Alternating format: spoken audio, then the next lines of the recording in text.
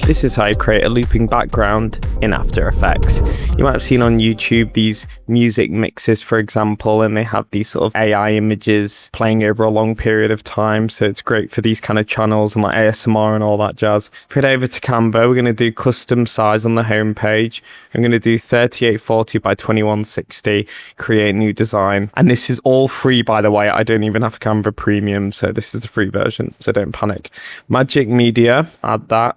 And this is Canva's in-house AI generator. So we're going to go, I don't know, Ibiza model DJ night. And then I'm going to change the square format to landscape and then generate images. Okay, we've got some really cool images here. I think all of those are very usable. At the bottom right one, to me though, looks photorealistic. It looks like a camera flash on her. So this looks really cool. So I'm going to use this one. And I'm going to go to the edit, adjust, increase the contrast a bit, increase the saturation a bit, increase the clarity just a tiny bit, sharpening it a bit.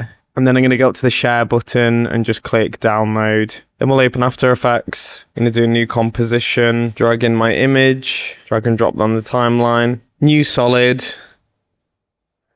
Make the color white. Okay. Then apply CC ball action to it. Decrease the ball size.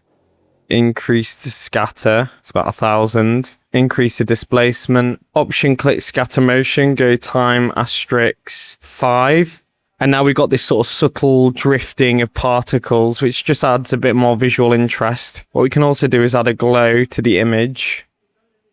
Turn up the threshold, turn up the radius, and then turn down the intensity. And then option click the glow intensity. So we got the expression box, and then copy and paste the expression that I'll leave in the description. And then it just creates this like soft little flashing effect like that, which is very cool. And there we go. We have this really cool music mix background that can be used for all sorts of videos. If you found this tutorial helpful, then subscribe to Astrella for daily After Effects.